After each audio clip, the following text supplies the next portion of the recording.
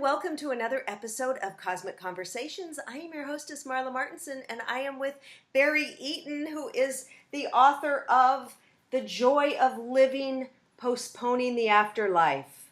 I read this book recently, and it was so good. And Barry, I am so intrigued because you actually wrote a couple of other books first, which was about the afterlife.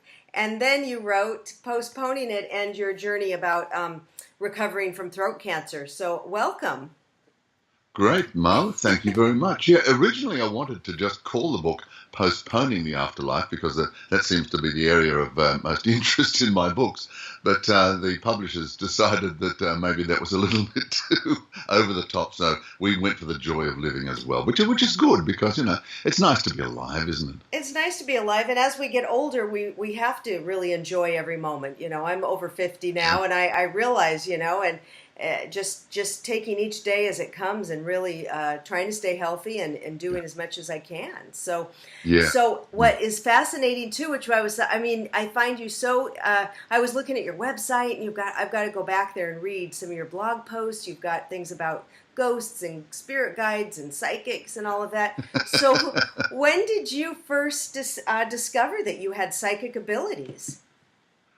Well, it's like everything, Marla. There's always some transformational point in your life. And back in the 80s, I was hosting radio programs on commercial radio here in Sydney, Australia. And I used to have, as well as many, many other guests, I had astrologers and clairvoyants and whatever. Then I did a program with a clairvoyant as a dedicated show. And she said to me on air one night, "You're going to be doing this yourself soon, you know?" And I said, "Oh, yeah, right. I'm doing radio. I'm running a media relations and video production company. I'm also doing voiceovers, documentary recordings. Yeah, when am I going to fit time in for that?" She said, "Don't worry, it'll happen."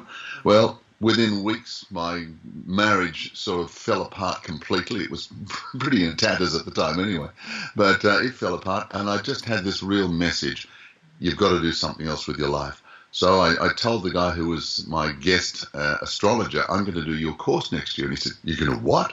And I said, "Yeah." He said, What led you to that?" I said, "I don't know, but I'm just feeling as if I want to do it." So in 1991, I studied astrology. I did a diploma course. And then, so one thing leads to another, Marla, as you know. And I opened up my psychic abilities. Part of the course was to learn to do the tarot. And I took to that like a duck to water. I've got my tarot deck right here, Barry.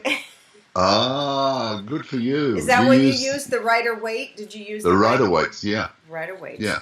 Well, I use a deck called Voyager when I'm doing readings, which is a great American guy called James Wanless who lectures and all over the world and whatever, and they're beautiful, beautiful cards. I love the cards, but I'm so curious. Ones. But did you ever have any inkling that you had any psychic or intuitive abilities before you heard this guy on your radio show say you're going to be doing it, and then you took the course, or was this just? Well, no, I was always interested in it. I used to, go to psychics for readings every now and then. I've always been open to it, and I've always known about things intuitively, like past lives and whatever. Just accepted that. So.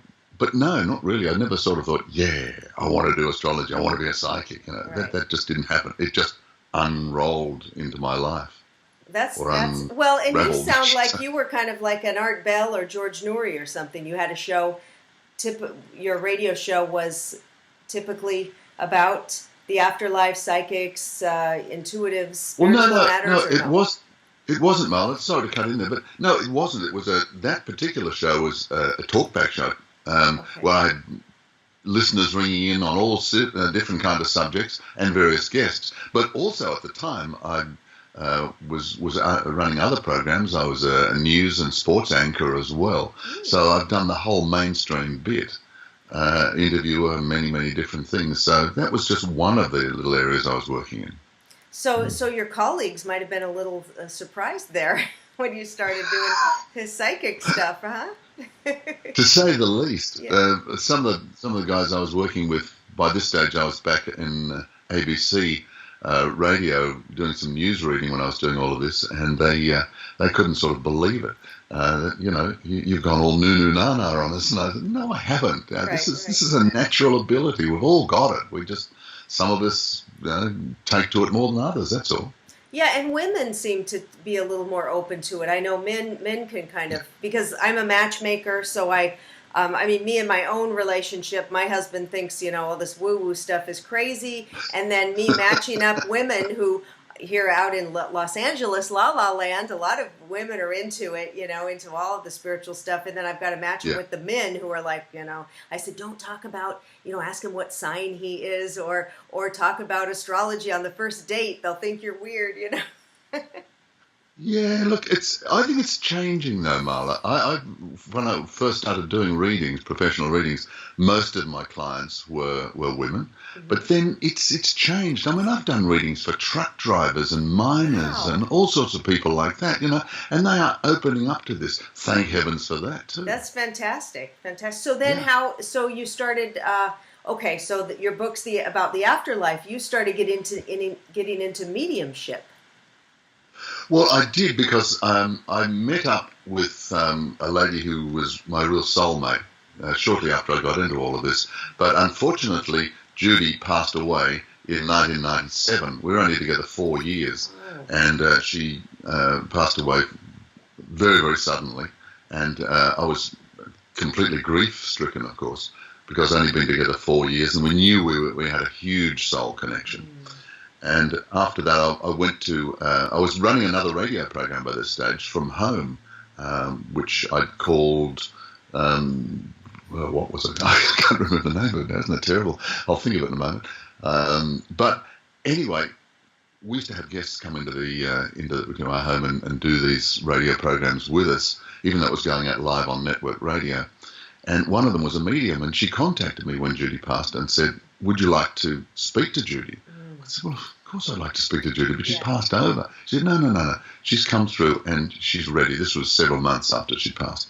And so I went to see her. I've told this story in my first book, Afterlife. Okay. But I was given permission after I'd connected with Judy to keep on doing this and to develop these abilities myself. And it just progressed from there, Marla. So my mediumship opened up, and it's still opening up. And didn't you go study? Did you go study in England or something, or somewhere? I did, yes. In 2012, my now partner Anne, who's written this book, The Joy of Living with Me, she and I went over to England, and we did a week-long mediumship course at the Arthur Findlay College. And the Arthur Findlay College is one of the best-known medium training centres in the world. It's just outside of London at Stansted. And we did a full week. We actually met working at a Psychic Mind Body Spirit Festival. So she's a wonderful psychic, and she's into numbers, whereas I'm into planets. So we combine that with our psychic abilities. But I can't put anything over her, Marla. She's too quick for me. She can tune into me like a shot. Oh gosh. Well, I would love to take. Not that I want to. No. I would love to take a course there. Now, for people trying to develop their mediumship abilities, do you suggest taking courses, or do you have any tips for people? Yeah, well, I'm not sure what it's like in the States, but out here we have spiritualist churches, which are very much the same. Were taken over from England when I first started. Do you have spiritualist churches in? I think we might have a few. I think there might be a few. Yeah.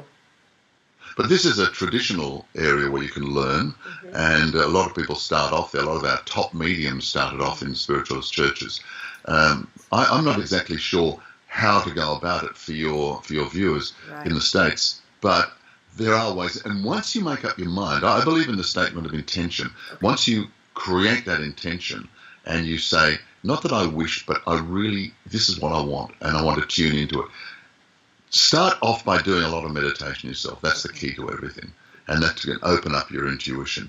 But then there are places around and the people around. But you've got to use your intuition to make sure that you're connecting with the right person to train you. Because there are a lot of charlatans about as well, unfortunately. Well, we've got to be careful. I know when I'm meditating, I feel a lot of energy at the crown chakra. Yeah. Like I feel things are coming in there. Do you feel that when you're getting messages, some energy there? Well, I do, yeah, because whenever I do a reading these days, I do a complete meditation beforehand. I don't do back-to-back readings anymore. I just do them for people that the universe sends to me. And I always do a nice long meditation beforehand, and I tune into them, and I get messages before they even walk through the front door, or if I'm doing it on Skype or telephone or whatever.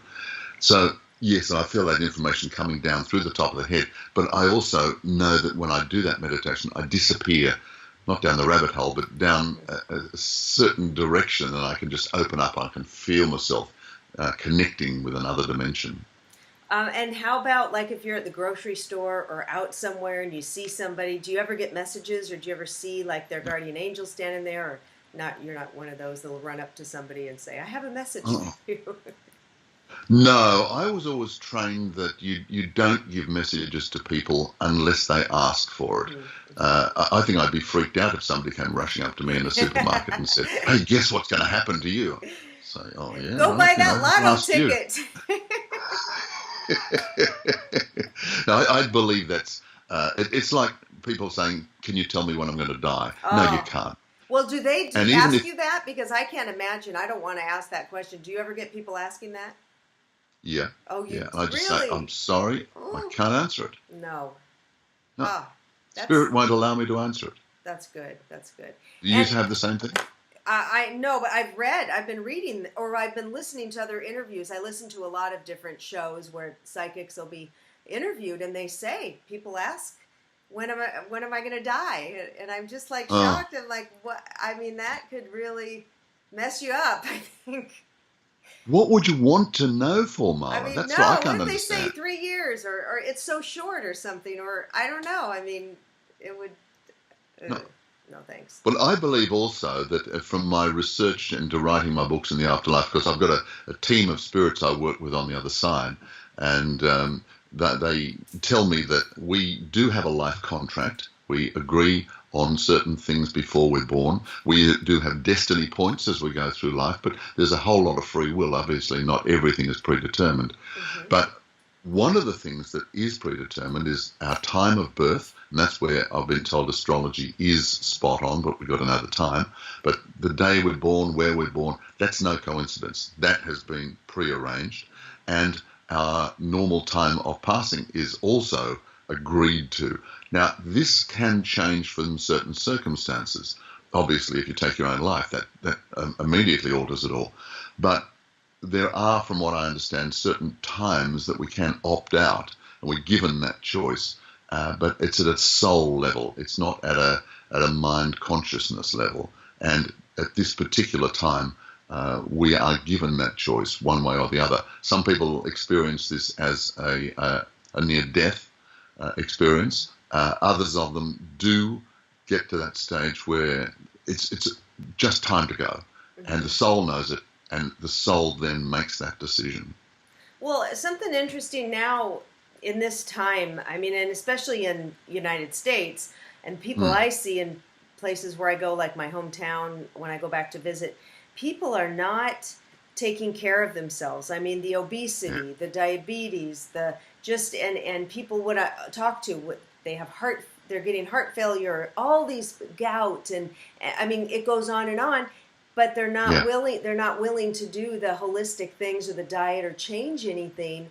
So, and this is kind of a new phenomenon in our modern world. So people are kind of leaving earlier because of that. So that's kind of interesting. That wouldn't have been something.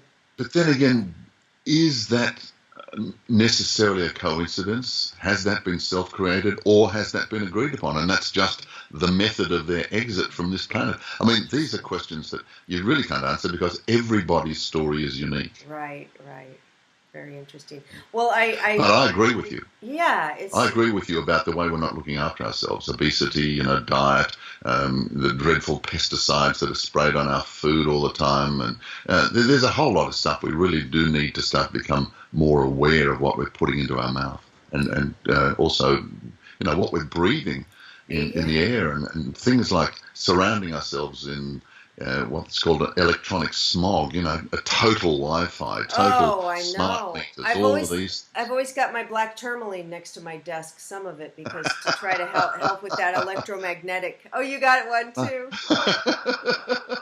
My little, I've got all sorts of wonderful things surrounding me. Well, look what I've got. You're going to be impressed with this because I heard that you're into these.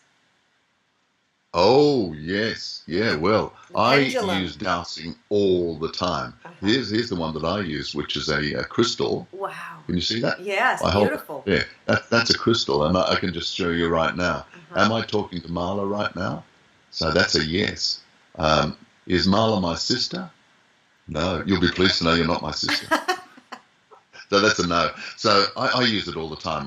Whenever I'm conversing and communicating with my spirits guides, they are talking to me all the time. But sometimes, you might think, well, did I really hear that properly? Do I want to hear that or whatever? Mm-hmm. So then I can confirm the messages I get by dowsing. What about you? What do you do? Oh, well, I use I wonder if I have it right here. A lot of people are afraid and terrified of what I do. I use a talking board.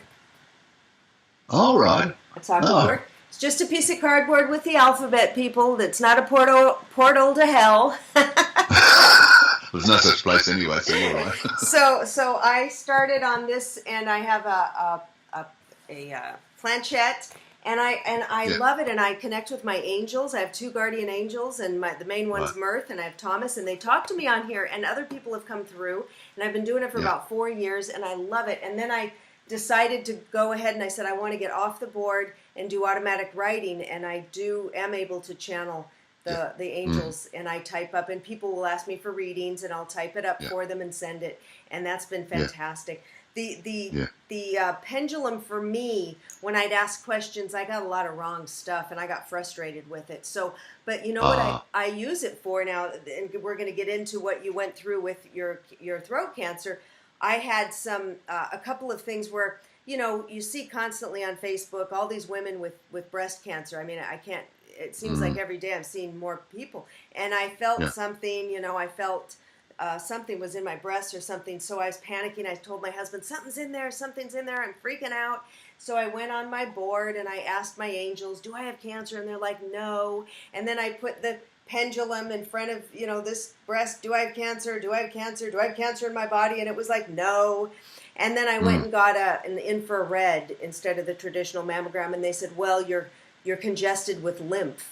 The lymph is backed up, so that needed to be moved out. So I didn't have cancer, so they were right on. And then I think there was another time when I felt something was wrong, and I checked, and it was, no, that's not the problem. So so I kind of like it for health or things that are going on with me. But when I ask a typical question of stuff, it just doesn't seem for me to give the right answers or something.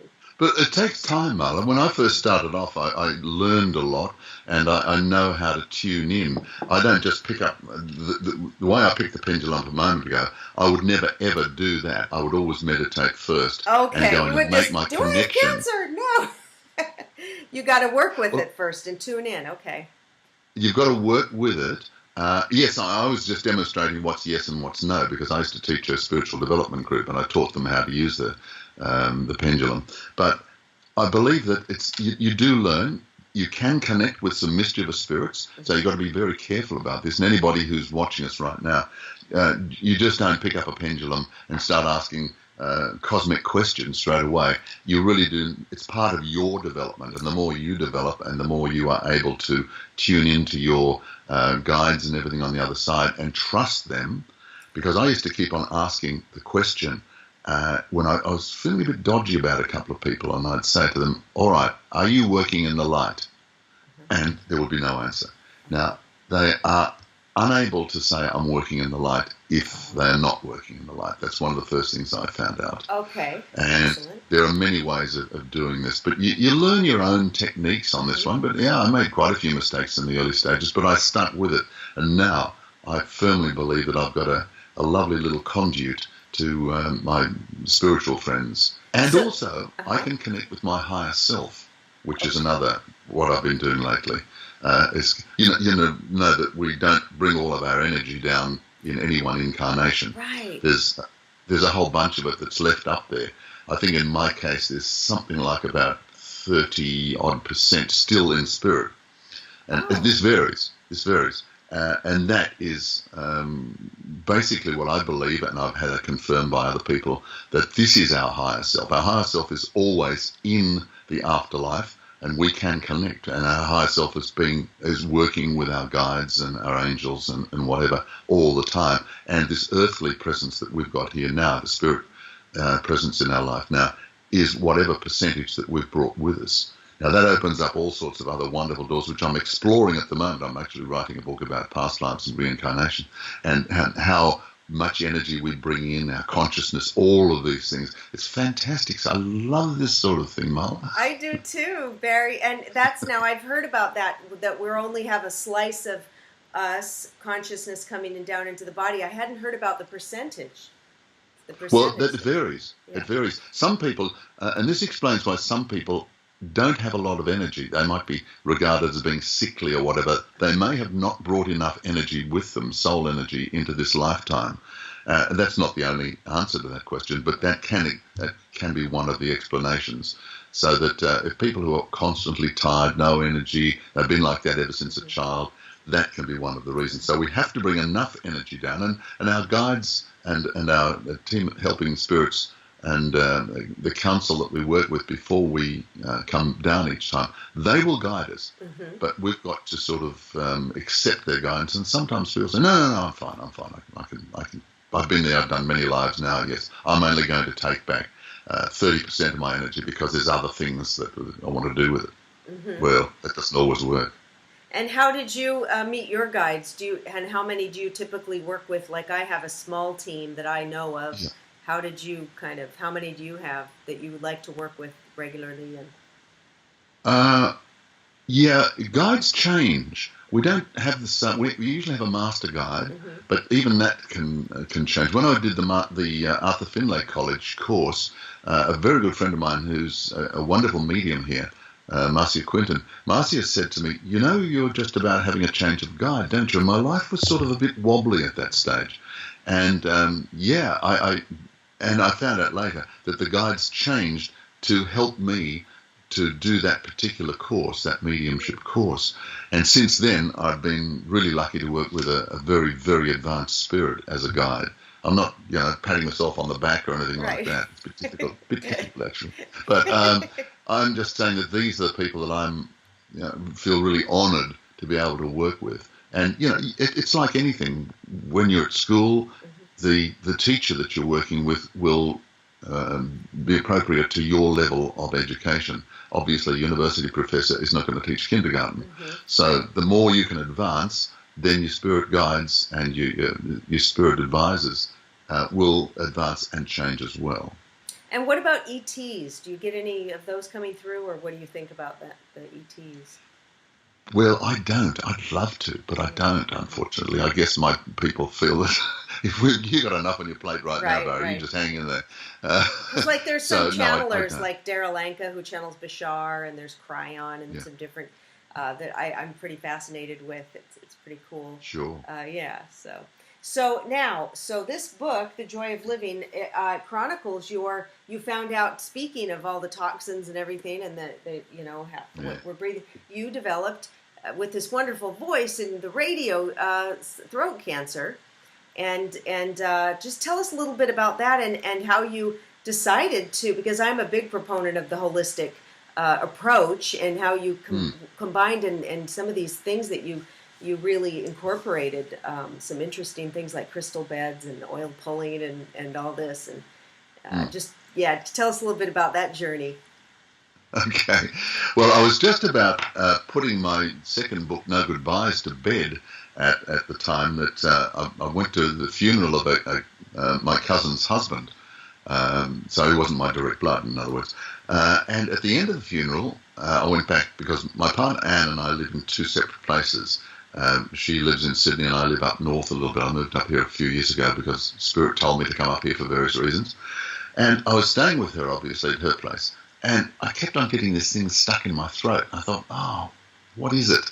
Must be something stuck down there. I kept on trying to clear my throat. I was sounding, like one of the cats trying to cough up a fur ball or something.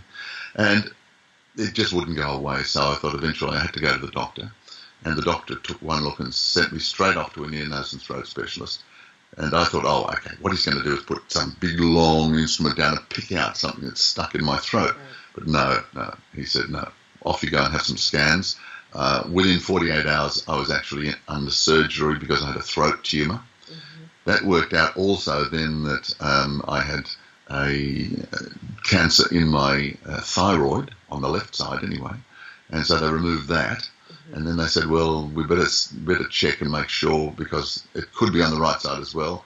My intuition said, no, it's not. Right. But when they came back and said, yes, okay, you've got to have it. You've got to have the other bit out as well. By that stage, you get caught in the medical system. Mm-hmm. So, all right, okay, go and take it out. So that's how I spent Easter 2013. And my intuition was right. It was completely benign, but there we are.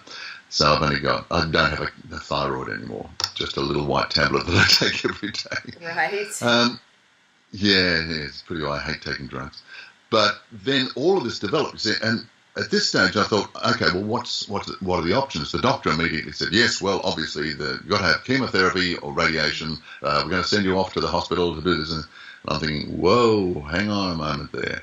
I really am not into all of this pharmaceutical medicine and all that sort of stuff. Now, my family thought, oh, this is the end of him. He's going to go off and go in a cave up in a mountain somewhere and eat raw vegetables, and, we'll drag him down and bury him or something like that. Right. But I did the thing that I do best in these circumstances. I meditated. Mm-hmm. I went inside my own intuition, but also connected with my spirit team. And I was given pretty set instructions. And I was told, yes, we want you to have radiotherapy. Not chemotherapy, but we want you to have radiotherapy. And we want you to combine that with holistic methods. Mm-hmm. Everything from spiritual, from every kind of thing. We will help you. We'll send you people. We'll steer you in the right direction. At the end of all that, we want you to write a book. Mm. Now, the reason for this is, of course, that if I went in there and just did the alternative side of things, that may be a story, but a lot of people are not going to take any notice of that. Right. But there are going to be more people take notice of the fact that, yes, he did have radiotherapy, mm-hmm. but he combined it with this and had immediate success. So it's going to create more of an impact. And that was what Spirit wanted to do. They want to take these things gradually. They want us to look at the best way we can do this. So that's what they did, and they sent me all sorts of wonderful people to come and help me. I had, as you mentioned before, I had a hypnotherapist that I'd been working with, because I found out that with the radiotherapy, they're going to put this mask all over my face and shoulders. Oh, yeah, when I read about that mask and how you were like, I was feeling already that way, claustrophobic reading it. Yeah.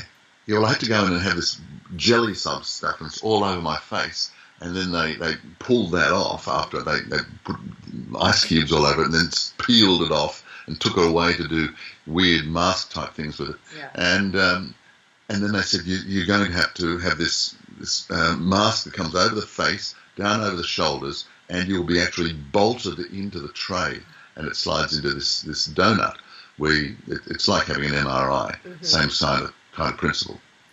So I thought, oh yeah, great. Wouldn't want to have claustrophobia under that condition. And I also had a problem with breathing at the time. Lying on my back, I was having breathing problems. So I went to my friend Judith, who had been sent to me a few months earlier to be part of my radio program. So Spirit already working on this beforehand. Right. And she put me through some wonderful sessions and helped me to prepare myself mm-hmm. Through hypnotherapy to do that. But in the meantime, so many other things happened. And I don't believe in coincidence, Marla. Do you believe in coincidence? Well, yeah. You don't believe in coincidence? I believe in synchronicity. Yeah, synchronicities, and I think it's like I always think that I attracted it because my vibration was raising, so then that's what those coincidences come in for. Yeah. Exactly. Mm-hmm. And I regard that more as synchronicity, because most people say, oh, that was just a coincidence that happened. No, there's more to it than that. So went to see John of God, the Brazilian healer, back in 2008. And it was after that, which I've written about in the book, The Joy of Living, it was after that I got the strong message to move up to the area that I'm in here now. And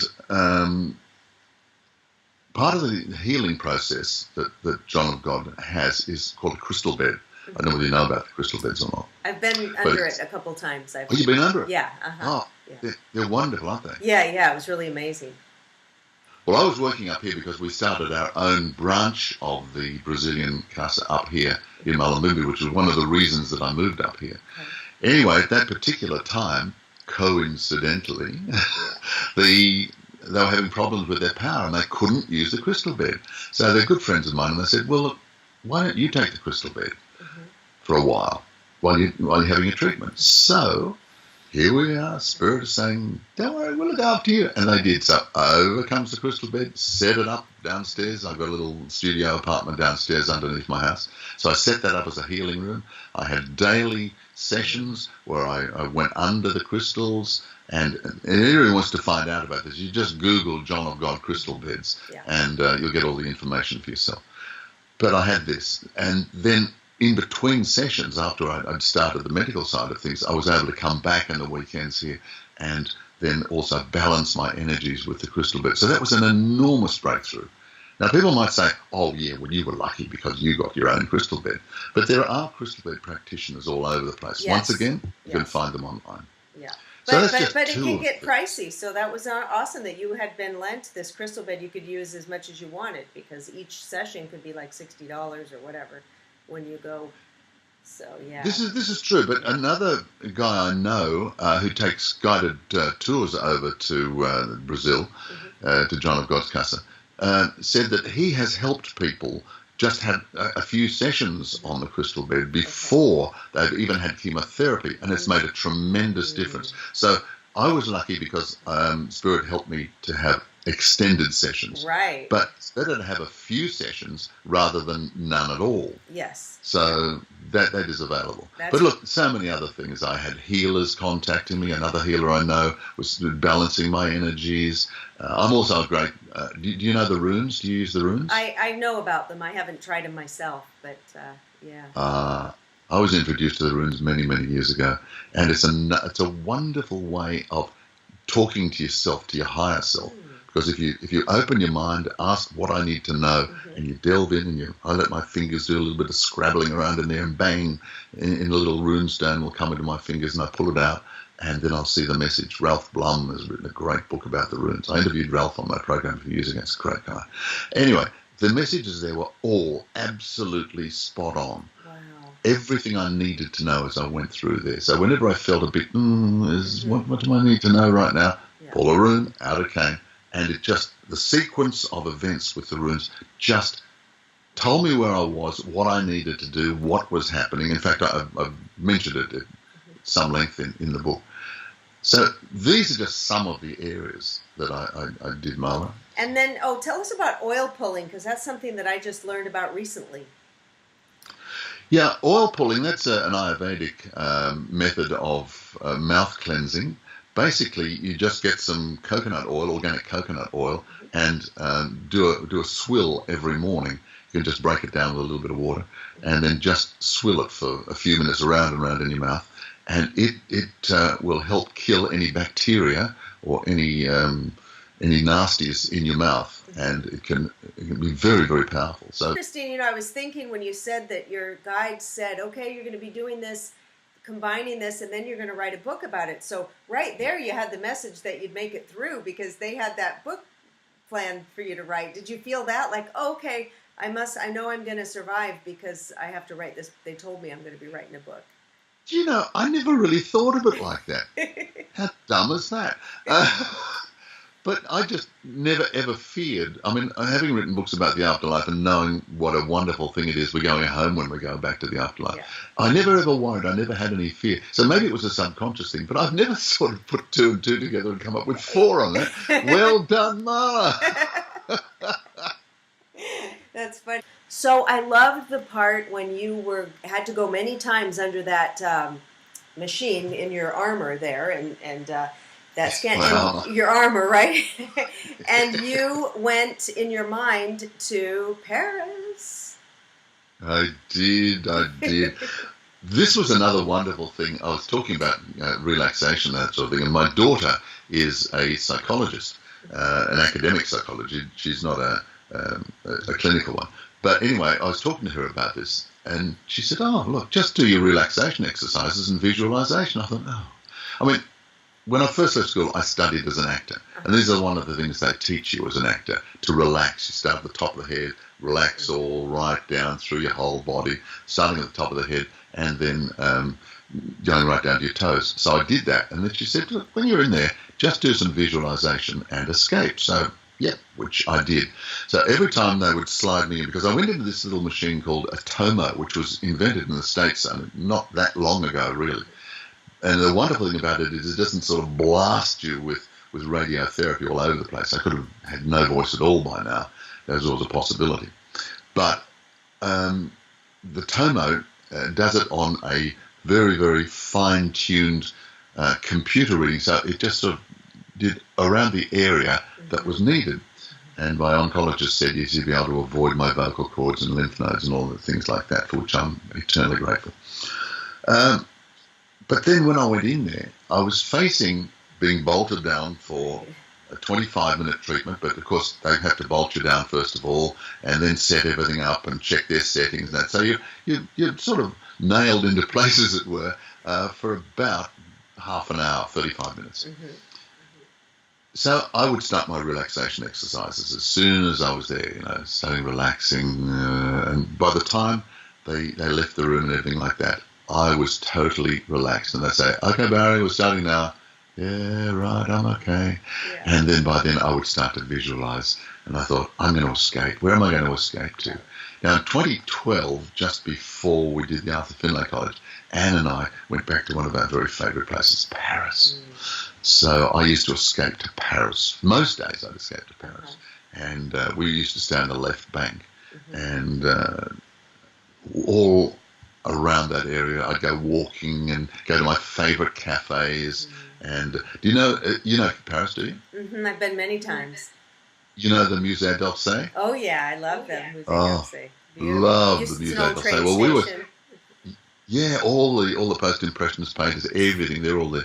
So we used to go up there a lot. So I used to escape and go back in and wander the galleries of the Musée d'Orsay, having had my superb French omelette for breakfast. All of these things. And that is so important because you can just remove yourself through visualization. And I learned how to do this. Plus, I also took in my own music, and I had some lovely, soft meditation music playing. As I was doing. I just remembered something when I moved to Los Angeles at 19 to be an actress from Seattle, Washington. Did you? So I always wanted to be an actor. Yeah. So I did some of that, but anyway, I remember when I had to get my wisdom teeth out, and it was so horrible. And I remember just thinking about, this will date me, and you might not know who this is, but we had a chat show called the Merv Griffin Show. If you remember, yes, I remember Merv Griffin. So that's in the 70s. So this was in the 80s. I was having my wisdom teeth out, early 80s, and I was just imagining myself being announced, coming out, and Merv Griffin announcing me, Marla Martenson's here as a guest, and everybody's clapping, and I'm sitting there, and Merv's sitting, he used to sit there like this, listen to the guests. And that was I went away when they're drilling out my tooth. I was like on the Merv Griffin show. But it works, doesn't it? It helped a little. It did help a little, yeah. Oh, look, it does. Yeah. And I recommend to anybody who's watching us now that if you have to go into a tight situation, whether it's having your teeth drilled or whatever, but you can just do that lovely, lovely escape off into visualization. Exactly. Beautiful. So how long? So now you're perfectly healthy, right? You look like it. Well, it's a 5-year remission period, which I hit the 4-year mark on the 27th of June this year. So I'm into my final stages now of remission. But every time I go back, they just take one look and say, "Yep, look perfect. Yeah, no problems at all." So thank you, Doc. Bye. That's wonderful. And how long was the treatment? What was that experience with the radiation and all of the things that you did? I had 35 radiotherapy treatments. Goodness. Yeah, that's what I thought when I first heard. Yeah. But after a while, yeah, there are physical things. I mean, I got shockingly burned around here. It's like having extreme sunburn. And that was to be expected. Plus the fact I lost my taste buds. Oh, right. Did those come back? Oh. Did those come back? Oh, they did, yeah. I also wasn't interested. I got a sore throat, but the wonderful thing was the doctor gave me these pain-killing tablets and said, okay, now take these, and then when the pain gets really, really bad, come back and I'll give you something really strong for it. Well, I only ever took one pain-killing tablet. That was because I was going out for curry just before it all started, or just after it started. And after that, I didn't have any need for painkillers at all. And the doctor couldn't believe that. So I do believe that once you start working in these positive areas, you can get through, and you don't need pharmaceuticals. You don't need. I mean, if you do, yeah, go for it. But you don't necessarily have to. And I think you can really put yourself in the zone and do a lot of self-protection. Anyway, so Barry, thank you so much. You guys, The Joy of Living, all of Barry's links are below, so you can connect with them. And you still give readings, right? Oh, I do indeed, yes. In fact, I've got quite a few clients in the States. I either do it with Skype or over the telephone or whatever, so yeah. Awesome. So you guys can connect with Barry below and leave your comments. Have you gone through cancer? What did you do? Did you combine holistic and traditional? I want to hear from you. And much love and thank you, Barry, for spending this time with us. Marla, it's been my pleasure. Thank you very much.